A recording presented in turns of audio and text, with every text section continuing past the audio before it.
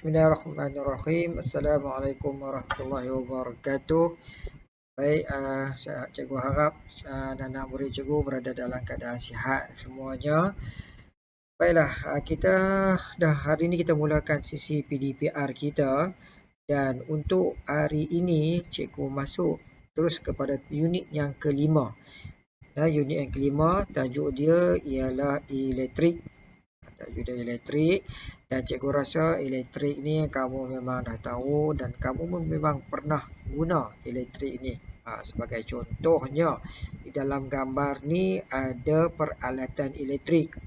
Apa itu peralatan elektrik yang ada dalam gambar ni? Cuba kamu tengok. Dah tentulah kan, seorang lelaki ni dia sedang menonton televisyen. Jadi televisyen ni adalah merupakan peralatan elektrik.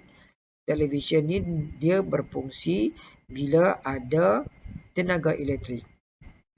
Tengok ni, dia kata, mengapa televisyen ni tidak dapat berfungsi? Jadi bermaksud tiada tenaga elektrik.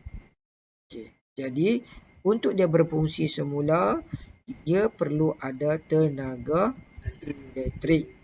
Tapi kalau kamu tengok betul-betul, kenapa TV ni tak dapat berfungsi ni? Disebabkan, cuba tengok ni gambar ni di bawah ni, dia tak sambung kepada punca kuasa dia ni, ataupun kamu katakan ni, dia tak sambung kepada plug, ataupun dia tak sambung kepada switch. Untuk pengetahuan kamu, benda yang tergantung ni namanya plug. Yang di dinding ni nama dia ialah soket, switch soket nama dia ni. Jadi untuk nak menghidupkan televisyen ni, kita perlu sambungkan plug kepada switch soket. Bila dah sambung, tenaga elektrik akan mengalir, barulah televisyen ini akan berfungsi. Okey, nanti kita akan tengok lebih mendalam lagi dalam berkenaan dengan tajuk elektrik ni. Ada lagi, kamu tengok dalam buku teks kamu ni ada gambar dua orang budak ni sedang pasang lampu raya. Kemudian tiba-tiba lampu raya ni satu tak menyala, tetapi kenapa yang lain masih menyala? Cuma dia kata, Ana, cuba kamu lihat ada satu mentol rosak. Kemudian Ana ni jawab, walaupun satu mentol lampu perayaan itu telah rosak, mentol yang lain masih menyala. Okey, mengapa situasi ini berlaku? Nanti kita akan tengok satu per satu. Jadi untuk hari ini kita nak tengok yang ni dulu. Standard kandungan kita pada hari ini adalah 5.1 sumber tenaga elektrik. Standard pembelajaran pada hari ini ialah 5.1.1.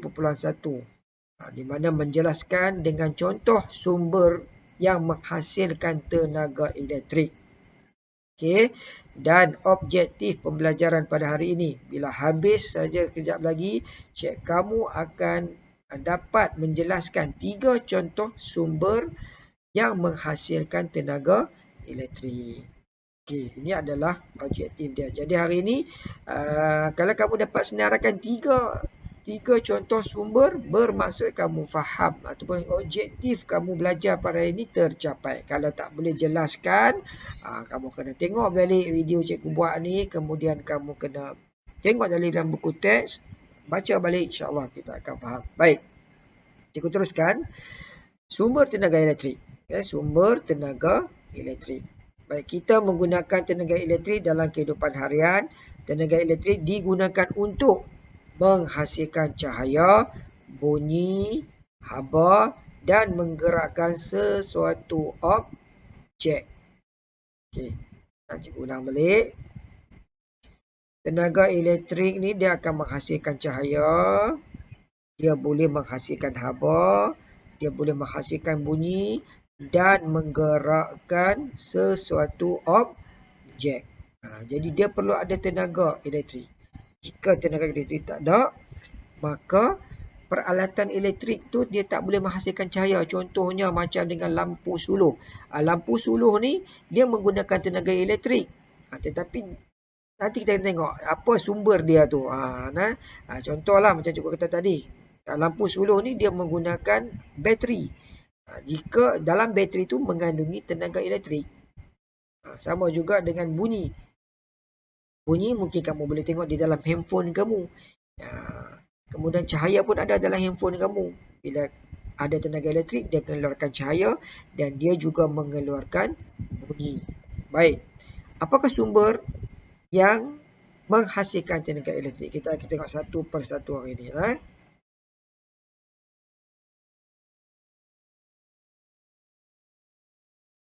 Okay, cikgu padam dulu. Tadi tu kita padam. Baik. Sumber tenaga yang pertama. Sumber tenaga yang pertama ni bermaksud tenaga elektrik ni dia dihasilkan dari stesen jana kuasa. Yang dia dihasilkan oleh stesen jana kuasa. Stesen jana kuasa seperti stesen jana kuasa angin. Angin ni tentulah macam ni. Ini angin lah. Dia menggunakan kincir angin. Kemudian ada juga stesen jana kuasa dia menggunakan ombak. Ombak ni macam ni lah. Ni air laut, kemudian ombak datang, dia akan menggerakkan yang kuning ni lah. Bila berlakunya pergerakan, dia akan menghasilkan tenaga elektrik. Kemudian ada juga stesen jana kuasa elektrik, dia menggunakan kuasa hidroelektrik. Nah, perkataan hidro ni bermaksud air. Air. Jadi, dia menggunakan air ni lah untuk menghasilkan tenaga elektrik. Untuk di Malaysia kita ni, banyak menggunakan stesen jana kuasa hidroelektrik. Selain lagi yang lain pun ada jugalah. Tapi Malaysia ni popular dengan stesen hidroelektrik ni lah. Jadi, apabila air ni bergerak, dia juga akan menggerakkan turbin. Dia akan menggerakkan turbin. Bila turbin ni bergerak, maka dia akan menghasilkan tenaga elektrik. Okey. Baik dah, ini yang pertama dah. Cikgu ulang balik. Sumber tenaga elektrik yang pertama ialah datangnya daripada stesen jana kuasa. Okey, baik. Kita tengok yang seterusnya. Yang kedua, kita menggunakan sel suria. Okey dah. Di mana sel suria ni dia dapat menukarkan tenaga cahaya matahari kepada tenaga elektrik. Sel suria digunakan pada alat seperti satelit dan juga kalkulator. Okey. Contoh lebih mudah lagi lah. Kalau cikgu lihat di masjid An-Nur di Fedah Teluk Timur tu, ada panel solar ni. Ada panel solar ni. Jadi panel solar ni sebenarnya dia adalah satu sumber tenaga elektrik ataupun sumber elektrik. Di mana matahari akan menukarkanlah daripada tenaga cahaya ni kepada tenaga elektrik. Jadi di Masjid Teluk Timur tu sebenarnya dia ada sistem sel suria ni. Bukan semua masjid ada. Kamu bertuah lah, kamu boleh tengok di masjid kamu sendiri ada sel suria tersebut tu. Jadi sel suria ni dia akan tukarlah daripada tenaga cahaya kepada tenaga elektrik. Okay, itu adalah yang kedua, sel suria. Yang ketiga pula. Yang ketiga, tenaga elektrik ni dia boleh dihasilkan daripada sel kering. Sel kering ni kamu boleh tengok kamu boleh tengok di rumah kamu pun ada sel kering ni. Contoh paling senang sel kering ni dia ada dalam remote Astro rumah kamu tu. Remote TV kamu tu. Ada sel kering. Jadi sel kering ni kamu suka panggil bateri. Jadi sel kering ni merupakan salah satu sumber tenaga elektrik. Nampak ni. Sel kering ni, dalam sel kering ni dia menyimpan tenaga kimia. Tenaga kimia ni ditukarkan kepada tenaga elektrik untuk menggerakkan alat seperti kereta mainan. Sel kering digunakan kerana saiznya kecil dan mudah dibawa. Okey, ini adalah sumber tenaga elektrik yang ketiga. Baik, yang keempat, dynamo. Dynamo ni cikgu tak pastilah basikal kamu ada ke tak. Basikal cikgu dulu-dulu ni dia ada dynamo ni. Dynamo ni memang cikgu dulu guna untuk menyalakan lampu basikal lah. Tetapi sekarang ni cikgu tengok dah kurang dah penggunaan dynamo ni.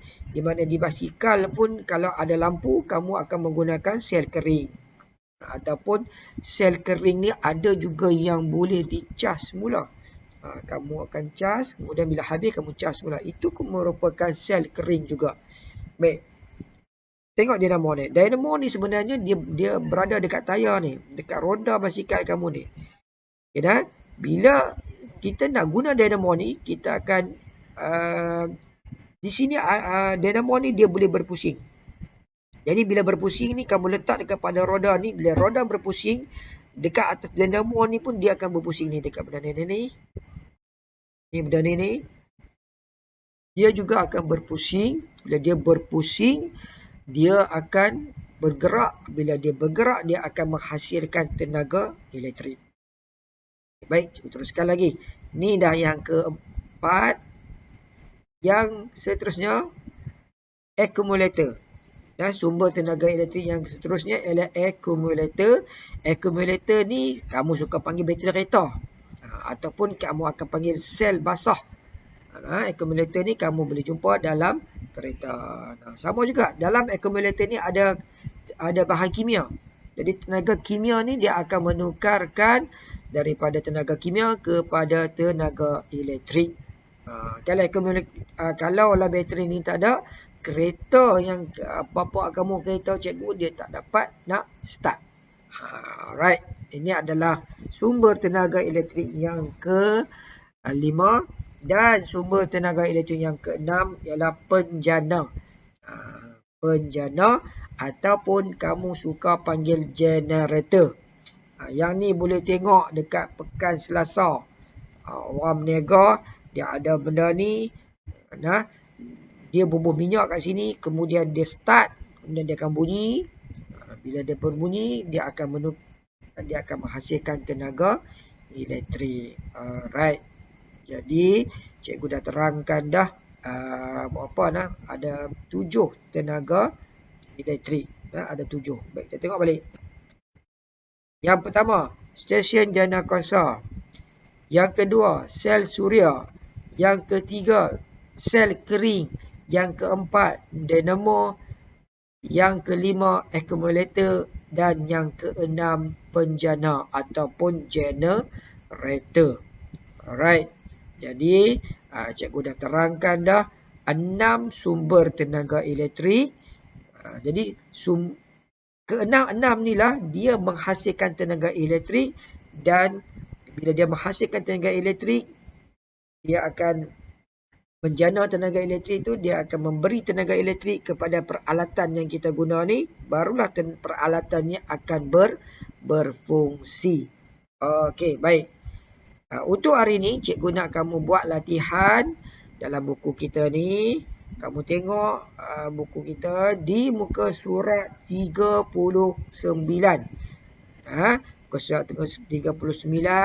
Jadi, kamu tolong lengkapkan ni. Lengkapkan. Ada 6 benda di sini. Jawapan pun dia dah beri. Bila kamu lengkap ni, insya-Allah kamu akan tahu ataupun kamu akan fahamlah mananya datangnya sumber tenaga elektrik. Baik, cikgu rasa itu saja untuk hari ini. Insya-Allah kita akan jumpa lagi pada hari yang seterusnya. Sekian daripada cikgu. Assalamualaikum warahmatullahi wabarakatuh.